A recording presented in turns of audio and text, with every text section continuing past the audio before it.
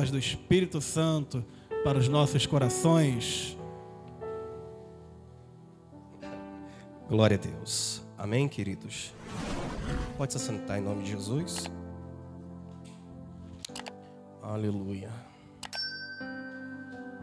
Vamos estar abrindo a nossa Bíblia no livro de Ezequiel, capítulo de número 9. Glória a Jesus. Ezequiel, capítulo de número 9. Vamos estar lendo todo o capítulo.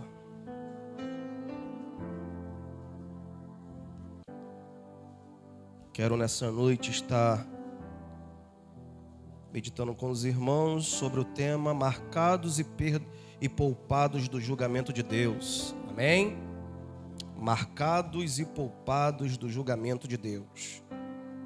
Ezequiel, capítulo de número 9. Quem encontrou, diga amém. Diz assim a palavra do Senhor: Então me gritou aos ouvidos com grande voz, dizendo: Farei chegar os carrascos da cidade, cada um com as suas armas destruidoras na mão. E eis que vinha 6 homens a caminho da porta superior, que olha para o norte, e cada um com a sua arma destruidora na mão. E entre eles um homem vestido de linho, com um tinteiro de escrivão na sua cintura. E eles entraram e se puseram junto ao altar de bronze. E a glória do Senhor de Israel se levantou de sobre o querubim, sobre o qual estava, indo até a entrada da casa, e clamou ao homem vestido de linho, que tinha o tinteiro escrivão à sua cintura. E disse-lhe, o Senhor passa pelo meio da cidade, pelo meio de Jerusalém, e marca com um sinal a testa de todos os homens que suspiram e que gemem por causa de toda abominação que se comete no meio dela. E aos outros disse, ouvindo eu, passe pela cidade após ele e fere, não poupe os vossos olhos, não vos compadeçais, matai velhos, jovens, virgens, meninos e meninas, até exterminá-lo. Mas a todo homem que tiver o sinal, não vos chegueis. E começai pelo meu santuário. E começaram pelo meio dos homens mais velhos que estavam diante da casa. E disse-lhes, contaminai a casa e enchei os átrios de mortos. Sai então. E saíram e feriram na cidade. E sucedeu, pois, que, havendo-os ferido e ficado eu sozinho, caí sobre a minha face, clamei e disse, ah, Senhor Jeová, da Sião acaso que destrua todo o restante de Israel, derramando a tua indignação sobre Jerusalém? Então me disse, a maldade da casa de Israel e de Judá é grandíssima, a terra se encheu de sangue e a cidade se encheu de perversidade, porque diziam, o Senhor abandonou a terra e o Senhor não vê, pois também quanto a mim, não poupará os meus olhos, nem compadecerei sobre a cabeça deles. Farei recair o seu caminho, e eis que o homem que estava vestido de linho, em cuja cintura estava o tinteiro, tomou a resposta e disse-me, fiz conforme tu me mandastes. Amém? Louvado seja o nome do Senhor nosso Deus. Queridos irmãos, nós fizemos uma leitura bem extensa, mas é para que vocês possam entender completamente o que é que o texto quer nos dizer. A palavra do Senhor vai dizer que o profeta Ezequiel, profeta esse que era da linhagem sacerdotal, ou seja, Ezequiel estava preparado para assumir a posição de sacerdote. Ele era da tribo de Levi, então ele iria assumir ao ministério de sacerdote. Mas antes que ele assumisse, os sacerdotes, eles assumiam a posição nos seus 30 anos de idade. Antes que ele assumisse a posição de sacerdote, a Bíblia diz que ele é levado cativo para dentro da Babilônia. Todos nós conhecemos a história que Israel foi levado cativo, Judá foi levado cativo para a Babilônia pelo fato da sua permanência nos seus pecados e no desvio dos mandamentos do que Deus havia criado para que o seu povo viesse a seguir. Nós sabemos que Israel vai se dividir. O reino do norte já havia caído na mão dos assírios, e Deus havia anunciado para o reino de Judá: se vocês continuarem cometendo os mesmos pecados que o reino do norte cometeu, eu não pouparei vocês, permitirei que os vossos inimigos também aprisionem vocês e façam vocês de escravo. Só que os habitantes de Judá achavam que pelo fato da Arca da Aliança estar dentro do território deles, ou seja, o reino de Judá era onde estava a Arca da Aliança, dentro de Jerusalém, eles acreditavam que jamais isso poderia acontecer, que Deus permitisse que eles também viessem a ser escravizados como o reino do norte havia cometido. Só que Deus, Ele jamais vai compactuar com um pecado. Todas as vezes em que o homem desobedece às ordens de Deus e vive uma vida deliberadamente no pecado, Deus vai permitir que o pecado que ele comete venha trazer sobre ele escândalo, peso e destruição, para que ele venha entender que na presença de Deus não é da maneira que cada um quer fazer. Se é para viver na presença de Deus, tem que ser conforme Deus quer. A Bíblia Sagrada vai dizer então que Deus levanta profetas como Jeremias, anunciando que se Israel, que o Judá não se arrependesse, eles haveriam de ser levados cativo. O povo não ouve, e a Bíblia Sagrada vai dizer que no ano em que Ezequiel haveria de ser ungido, consagrado a sacerdote, naquele momento Deus o chama para ser profeta. Há momentos em que Deus ele não quer sacerdote, há momentos em que Deus precisa de profetas na casa deles. Há momentos em que Deus ele não precisa de cantores e pregadores. Deus precisa de obreiros, Deus precisa de intercessores, Deus precisa de homens e mulheres que tiram a casca de supercrente e diga: Deus, usa-me conforme o Senhor quer. A Bíblia vai dizer no capítulo 1, no capítulo 2, no capítulo de número 3, dá-se início o chamado de Ezequiel. Se você ler os 3 primeiros versículos do livro de Ezequiel, você vai ver que a primeira visão em que Ezequiel tem é a visão dos seres celestiais que estão diante da grandeza de Deus. E quando ele vê aquela grandeza, ele se joga ao chão, e Deus olha para ele e diz: filho do homem, ponte em pé, porque eu falarei com você. Todas as vezes que um homem e uma mulher, ele se prostra diante de Deus, ele ouve a voz de Deus dizendo: levanta-te, ponte em pé, ouve a minha voz e cumpre o chamado que eu determinei para que você venha fazer. O texto vai dizer então que Ezequiel agora ouve de Deus as revelações pelo qual o seu povo estava caminhando por um caminho que levaria eles à destruição. Todos nós percebemos em que Jerusalém agora estava cometendo tantas abominações diante de Deus. E os homens que estavam no altar e sacrificando não eram homens mais tementes a Deus. Eram homens que corrompiam as ofertas, eram homens que corrompiam o altar, eram homens que Deus fraudava as ofertas. E Deus olhando para aquelas coisas e vendo que não somente isso estava acontecendo, mas eles estavam começando a imitar os mesmos pecados que levaram o reino do norte a caírem, que era a apostasia, que era a idolatria, que era se prostrar diante das imagens, a qual Deus havia os libertado da terra do Egito. Então Deus levanta Ezequiel e diz para ele: anuncia para o meu povo que se não houver um arrependimento, o meu juízo vai vir sobre ele e eu não terei misericórdia do meu povo. Porque tem muita gente que acha assim: porque eu estou dentro da igreja, porque eu tenho muito tempo de crente, eu posso fazer tudo o que eu bem quiser. E não é dessa maneira, querido. Os anos de crente não faz você ser diante de Deus bem visto. Pelo contrário, é aí que você mesmo tem que ser exemplo para aqueles que estão chegando agora. E quantas pessoas que têm ano de igreja que estão fazendo vergonha dentro da casa de Deus.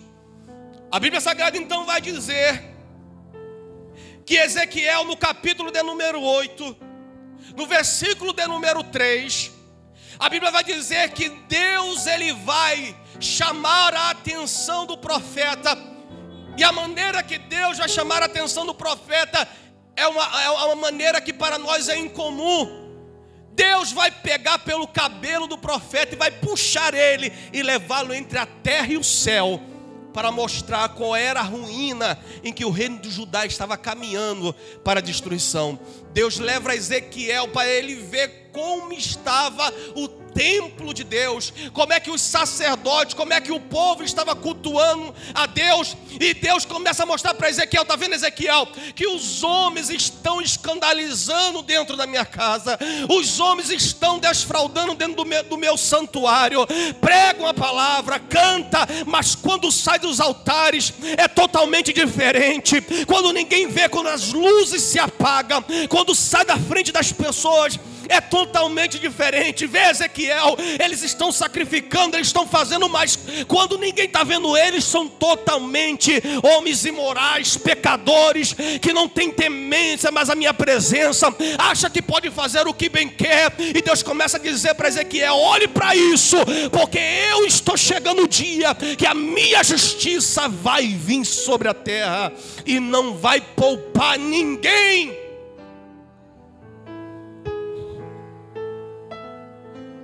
Queridos irmãos, a Bíblia vai dizer então que neste momento, que Deus ele mostra no capítulo 8 toda a ruína e a forma conforme Judá está se comportando. No capítulo 9 que nós lemos, nós vamos ver Deus neste momento, vendo que o seu povo não iria se arrepender, porque Deus, ele dá tempo para que o pecador se arrependa. Mas quando o pecador ele não se arrepende, ele não muda as suas atitudes, ele não se humilha vendo a misericórdia de Deus, Deus ele vai provar para o homem através da sua justiça que ele é Deus. No capítulo 9 nós vamos ver no primeiro versículo, Deus ele dá um brado do céu, um grito, e diz: Ezequiel, já que o meu povo não quer se humilhar e voltar aos meus caminhos, eu estou enviando agora soldados meus com armas nas mãos para mostrar que eu sou Deus de misericórdia, mas eu também sou Deus de justiça. A Bíblia diz no capítulo 9 então que Deus convoca 6 soldados da sua elite com armas bélicas nas suas mãos, e a ordem daqueles soldados era: não tenha misericórdia, entra em Jerusalém, mata pequeno, mata homem, mata mulher, mata todo mundo que não ouve a voz mais e não querem mais ouvir, se apostataram, se desviaram de tal maneira que corrompe até aqueles que estão querendo fazem coisas que ninguém mais tem coragem, nem o mundo tem coragem para fazer, mas eu estou levantando os meus soldados para fazer justiça na terra. Aí Deus diz para eles: antes que vocês façam a justiça que eu estou mandando, ele olha para um dos 6 e diz para ele: você que tem um tinteiro na mão, ande por dentro de Jerusalém toda e vai marcando com a ponta do teu lápis, da ponta do teu tinteiro, para que quando os outros passarem, esses enxerguem que ele tem uma marca da minha presença. Louvado seja o nome do Senhor. Imagina o cenário, Ezequiel vendo aquilo, querido. Deus ordena que aqueles anjos, eles venham matar todos aqueles que eram corruptos, todos aqueles que eram pecadores, todos aqueles que fingiam servir a Deus, fingia que estavam na presença de Deus, mas estavam só de aparência, faziam coisas terríveis. E Deus anuncia: olha, eu vou mandar justiça, eu vou mandar matar, porque o povo não se arrepende. Mas antes que ele venha cumprir o que eu determinei para eles, eu ainda vou agir de misericórdia. O anjo que estava vestido de linho branco, que representa pureza, representa santidade, ele recebe uma ordem: vai por toda Jerusalém, vai por dentro das casas, vai por dentro das vielas, vai por onde você encontrar. O que eu devo achar, Senhor Jeová? Procure no meio de Judá homens, mulheres que ainda se humilha, que ainda chora, que ainda pede misericórdia, que ainda ora diante da minha presença, que não se contaminaram com o pecado desse mundo, que não se corromperam ainda com o pecado desse mundo. Os 7.000 que ainda não se corromperam, a sua missão é encontrar essas pessoas e marcar ela. Para que, Senhor Jeová? Para que quando os anjos descerem para matar, eles não sejam confundidos com aqueles que verdadeiramente devem ser punidos.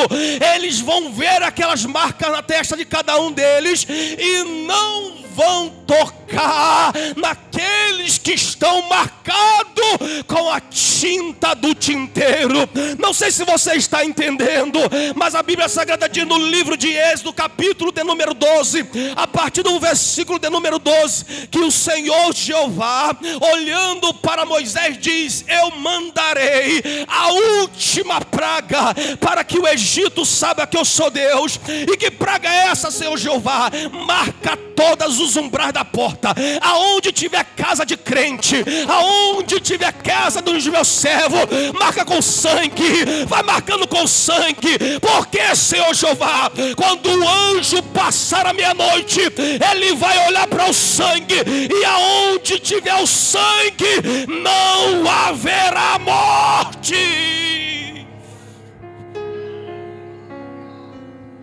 Aleluia. Aleluia.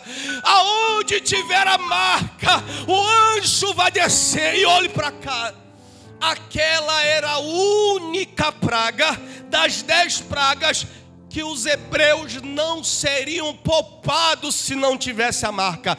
As 9 pragas que desceram no Egito, todas foram poupadas. Deus poupou os hebreus de sofrerem a punição que desceu. Mas a 10ª praga, Deus disse: vai ter que ter acepção de quem é de Deus e quem não é de Deus. Quem é de Deus não morre, e a praga não vai ter providência sobre a sua vida. Então, Moisés, manda marcar com sangue, marca as portas. E o que, Senhor Jeová? Fecha as portas. Por que, Senhor Jeová? Porque o anjo da justiça de Deus está chegando sobre a terra, e ele tem uma missão: é entrar e matar mesmo, é não ter misericórdia.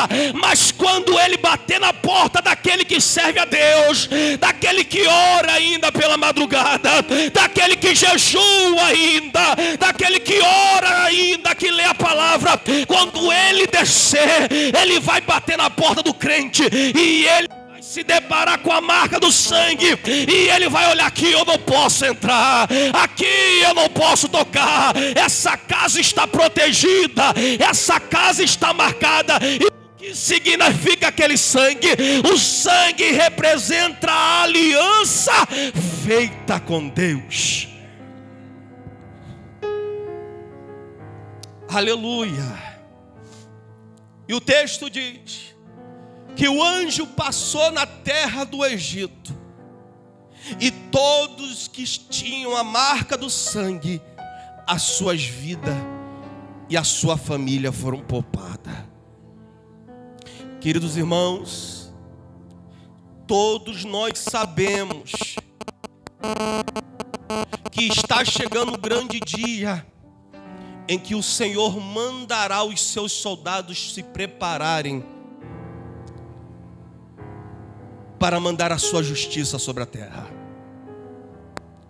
Todos nós sabemos que Deus ele preparou um dia a qual todos os homens terá que dar conta de tudo que faz na terra.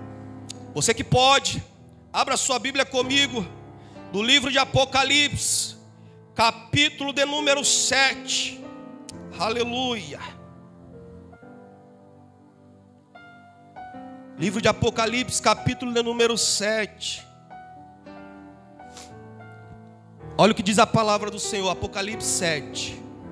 Depois disso, vi 4 anjos em pé, nos 4 cantos da terra, segurando os 4 ventos da terra, para que nenhum vento soprasse sobre a terra, nem sobre o mar, nem sobre árvore alguma. Vi outro anjo que subia do nascente do sol, tendo o selo do Deus vivo, e ele gritou com voz bem forte aos 4 anjos, aqueles que tinham recebido o poder para causar dano à terra, dizendo: não danifique nem a terra, nem o mar, nem as árvores, até marcarmos com selo a testa dos servos do nosso Deus. Deus olha para esses anjos de na terra. A terra não vai sofrer dano nenhum enquanto os meus não forem marcados. Se você continuar lendo o capítulo, você vai ver que ali vai falar sobre a descendência de Abraão, os 144 mil, mas mais abaixo você vai ler ele continuando a falar: mas também eu vi milhares e milhares de pessoas, de povos e nações, que também foram marcados. Nós estamos nesse mundo, queridos, e diga-se de passagem, muitas igrejas estão piores do que muita gente que está lá no mundo, que não conhece a Cristo. Pessoas que pregam, pessoas que cantam, pessoas que dirigem igrejas por aí, estão vivendo piores, fazendo coisas piores do que quem não conhece a Deus. Mas Deus reservou um dia que cada um terá que dar conta de tudo que está fazendo na terra. E Deus diz: para aquele que conhece, é melhor que pegasse uma pedra e atirasse, amarrasse no seu pescoço e atirasse no mar. Porque a punição para quem conhece é pior do que aquele que não conhece. Ezequiel, ele tem essa visão. Ele já estava cativo, e ele vê que o restante que sobrou de Jerusalém iam ser todos exterminados. E Deus mostrando para ele, dizendo: eu não vou agir com justiça. Eles profanaram o meu altar, eles profanaram a minha santidade, eles são dignos de morte, mas eu ainda tenho os rabiscos da terra. Eu ainda tenho pessoas que estão no meio dessa bagunça, mas eu não vou deixar ela ser destruída com aqueles que não querem minha presença. Eu e você estamos nesse mundo aonde nós vemos todos os dias maldade se alastrando, pior do que um fogo que se alastra no meio de uma plantação que está seca. É tanta miséria, tanta maldade que nós vemos diariamente, que nós olhamos para os televisores, nem precisa olhar para a televisão hoje, na tela do nosso celular nós vemos tanta miséria acontecendo, que nós olhamos dizendo: Senhor, vem logo buscar a tua igreja, porque até nós mesmos nos sentimos afetados por tudo isso. É impossível, querido, você ouvir relatos como eu ouvi, de uma mãe e um pai chorando desesperadamente no ataque que teve do Hamas em Israel, dizendo: os nossos 2 filhos foram pegos e foram assados como se fosse um pedaço de carne na churrasqueira, e nós fomos obrigados a ver isso. Aqui no Brasil mesmo, nessa semana que passou, um camarada entrou dentro de uma casa de uma família de cristão. O pai era caminhoneiro, estava trabalhando, matou. E além de matar, foi a mãe e as 3 meninas, violentou elas todas.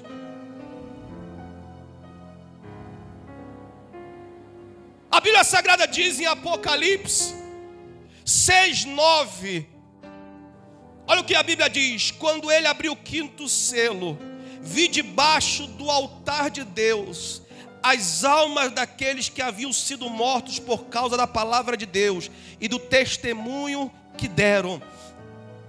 Debaixo do trono de Deus está a alma daqueles que morreram ou daqueles que foram salvos.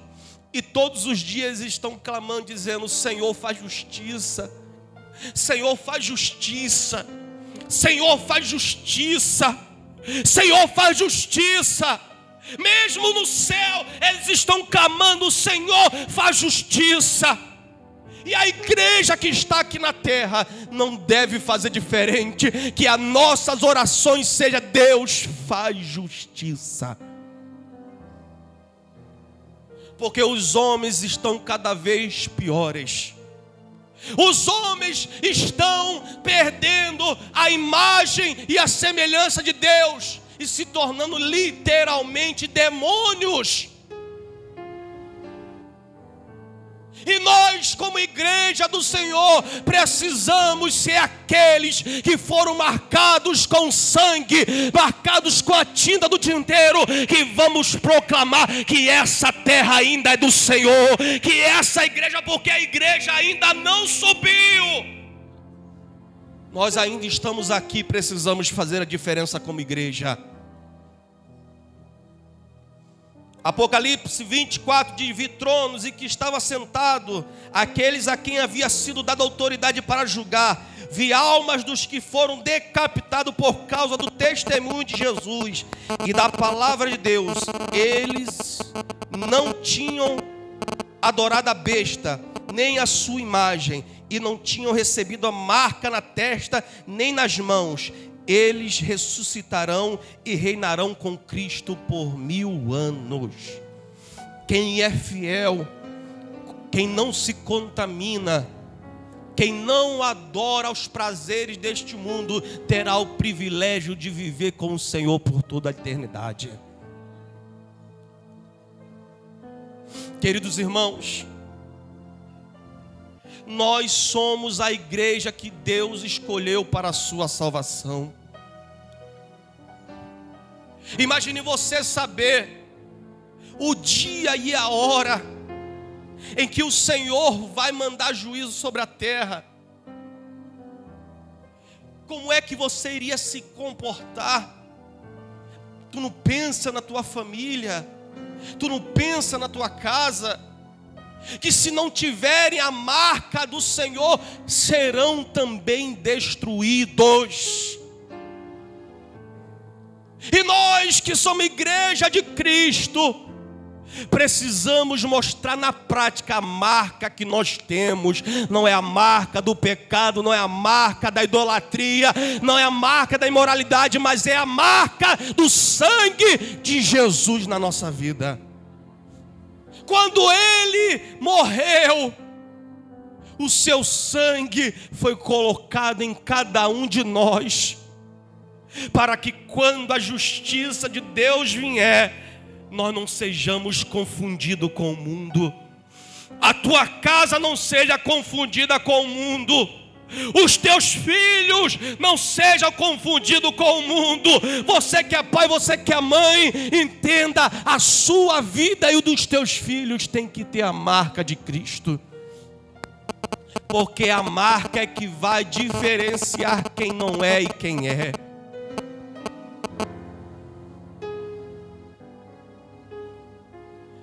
Todos nós, queridos, vemos que Ezequiel, ele vai ficar desesperado, porque quando ele olha para a terra, quando ele olha para a situação em que estava o seu povo, ele começa a dizer: Senhor, quem é que vai sobreviver à tua justiça? Porque ele entendia, todo mundo, eu também, todos nós estamos contaminados com o pecado. Como é, Senhor, que nós vamos ser poupados? Como é, Senhor, que nós vamos sobreviver se todos nós quebramos a tua aliança? O que há que a ser de nós? É nesse momento em que o Senhor Jeová age de forma misericordiosa e diz: Ezequiel, verdadeiramente todos os homens estão destinados ao mesmo caminho, mas o que vai fazer a diferença é a marca do meu sangue. Quando o meu filho entrar e ver, ele vai enxergar e vai botar a marca dele, que é o seu sangue, e quando o anjo passar, o meu povo vai ser preservado. A Bíblia diz, querido, que a igreja do Senhor vai ser retirada da terra. Eu acredito que antes que o mundo venha enfrentar a grande tribulação, nós não estaremos mais aqui. Eu acredito que quando o mundo estiver mais sujo, e já está, mas pior ainda é neste momento em que o Senhor Jeová vai dizer para o seu filho: vai lá e colhe os frutos que já estão maduros. Tem muitas igrejas, querido, que não se importam mais com a palavra do arrebatamento e com a volta do Senhor Jesus. Tem pessoas que estão mais preocupadas com os seus compromissos pessoais, esquecendo que o Senhor Jesus disse: eis que cedo venho, guarda o que tens, para que ninguém roube a tua coroa. E também ele disse, quando ele voltou para o céu e subiu, no livro de Apocalipse, primeiro, ele vai dizer para o anjo vai aparecer e vai dizer para os discípulos de Jesus: não fiquem atônitos, da mesma maneira em que vocês viram ele subir, um dia ele vai voltar.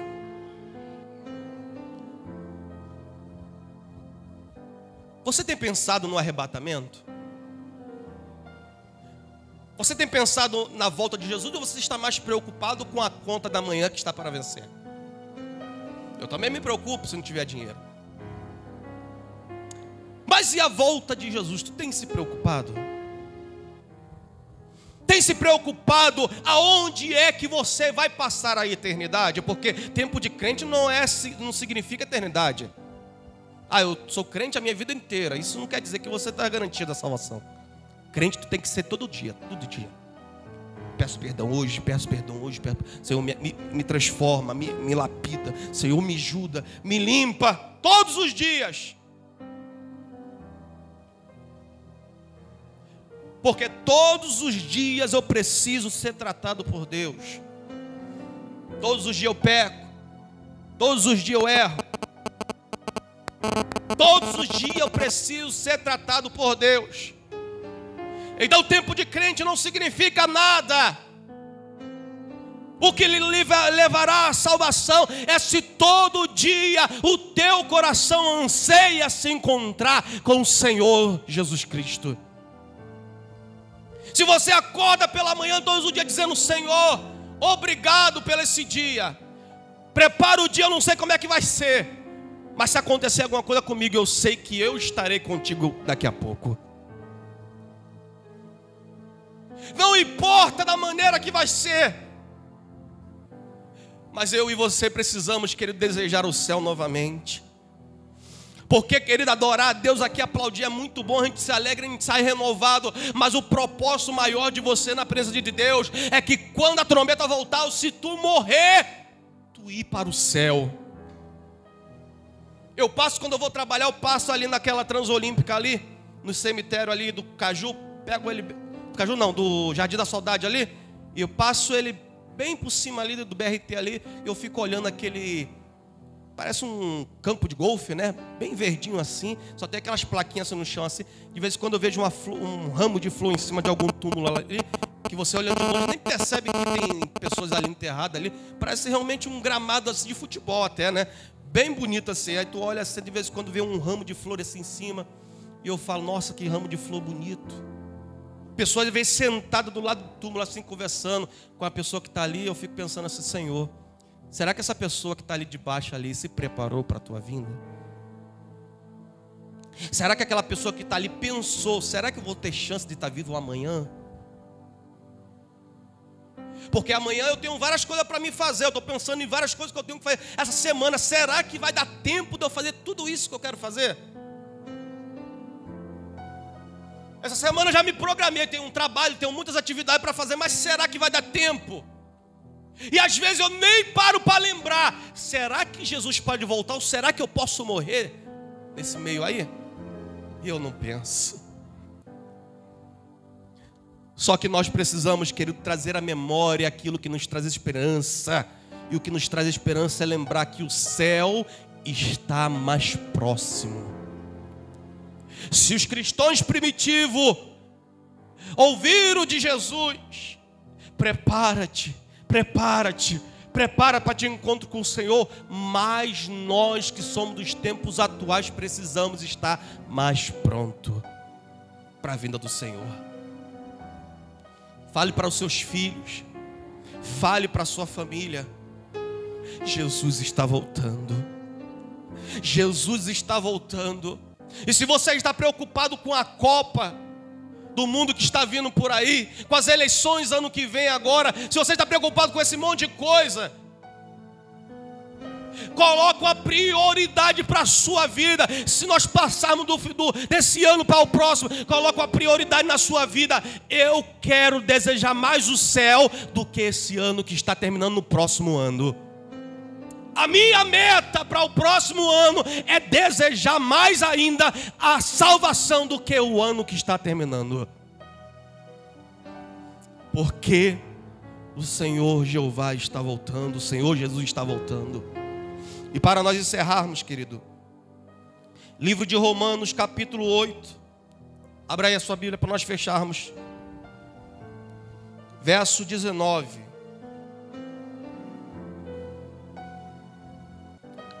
Até o 26. Que diz assim, Romanos 8, verso 19, a partir do verso até o 26. Diz assim a palavra do Senhor.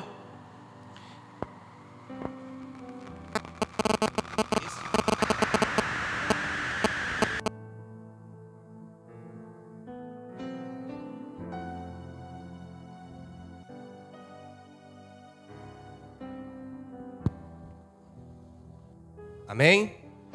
Diz assim a palavra do Senhor: a natureza criada aguarda com grandeza expectativa que os filhos de Deus sejam revelados, pois ela foi submetida à inutilidade, não pela sua própria escolha, mas por causa da vontade daqueles que a sujeitou, na esperança de que a própria natureza criada será libertada da escravidão, da decadência em que se encontra, recebendo a gloriosa liberdade dos filhos de Deus, sabendo que toda a natureza criada geme até agora como em dores de parto. E não só isso, mas nós mesmos que temos o primeiro fruto do Espírito, gememos interiormente, esperando ansiosamente nossa adoção como filhos, a redenção do nosso corpo, pois nessa esperança fomos salvos. Mas a esperança que se vê não é esperança. Quem espera por aquilo que está vendo, mas se esperamos o que ainda não vemos, aguardamo-lo pacientemente. Da mesma forma, o Espírito nos ajuda em nossas fraquezas, pois não sabemos como orar, mas o próprio Espírito intercede por nós com gemidos inexprimíveis. Amém? Olhe para cá, querido. Se até a natureza, Paulo vai dizer, está gemendo com tudo que está acontecendo na terra. Você vê desmatação, destruição na natureza, o oceano, as geleiras se derretendo, o homem cada vez mais querendo ganhar espaço para ter poder, ter dinheiro. Se a natureza implora pelo momento em que o Senhor Jeová irá levantar os seus filhos, porque nós também não devemos ser assim. Porque a Bíblia diz, nós lemos em Romanos, que o mesmo sentimento deve arder cada um de nós, porque é o Espírito Santo de Deus, que é o nosso Consolador, que foi enviado à terra para fazer em nós aquilo que naturalmente nós não conseguimos fazer. Se você ora, se você lê, se você se humilha, isso não é obra natural sua, é o Espírito Santo que todos os dias vai diante de você e te impulsiona, te incomoda. Quando você está naquele dia assim, Senhor, não estou com vontade de orar, Senhor, não estou com vontade de ler a Bíblia, e o Espírito Santo diz, você vai ler, você vai conseguir, você vai fazer, nem que seja 1 minuto, vai ter um momento de comunhão com Deus. É Ele que nos impulsiona, é Ele que nos empurra a continuarmos e não desistimos. É Ele que vai nos ajudar a vencermos o mundo, a vencermos o diabo e a vencermos as nossas próprias vontades inclinadas para o mal.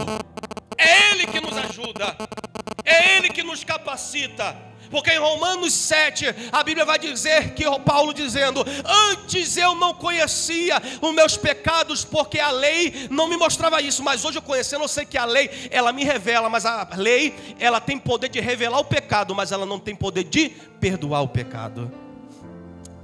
Mas ele disse, graças ao Senhor Jesus, que Ele se manifestou, trazendo sobre nós a sua salvação, a sua graça salvífica, que suportou sobre si todos os pecados, cumpriu toda a lei fielmente, nos dando o direito de ser chamados filhos de Deus. É isso que é a melhor coisa que existe na vida do crente, é que nós fomos adotados por Ele, e Ele não disse, vocês não vão ser somente chamados de adotado, não, eu vos adoto, mas eu dou o título de filhos, a mesma herança que os hebreus, os cristãos, os judeus têm, a igreja também tem.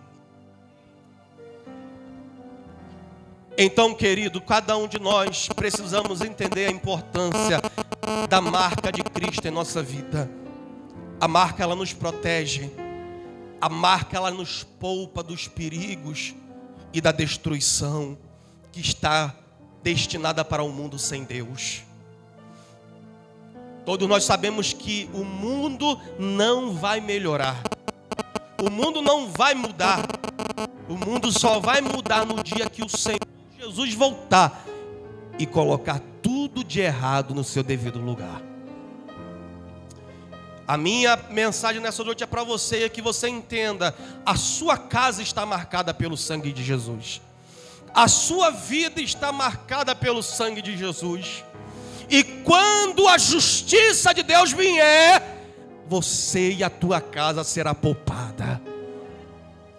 Melhor ainda, não somente será poupada, mas quando a justiça vier, nós não estaremos mais aqui, mas nós estaremos no céu, desfrutando da comunhão e da eternidade com Deus. Será que alguém nessa noite aqui deseja esse grande momento em que a trombeta vai tocar e a igreja vai subir para estar com Deus? Quem crê e quem deseja isso ainda, que quando Jesus vier, a igreja vai subir. Se coloque de pé em nome de Jesus. Pastor, tem mais alguma coisa para falar? Diga para o seu irmão, eu te espero lá no céu. A marca do sangue está sobre a sua vida. Diga para o seu irmão, não tem morte dentro do teu lar. A destruição não vai chegar, porque tem livramento de Deus chegando nessa noite. Tem salvação de Deus chegando nessa noite. Tem cura de Deus chegando nessa noite. O Espírito Santo de Deus vai trazer livramento dentro da tua casa. Soberano Deus, eterno Pai, ó Deus, nós queremos na noite desse dia te agradecer, Pai querido. Muito obrigado, ó Pai, porque o Senhor tem cuidado de cada um de nós.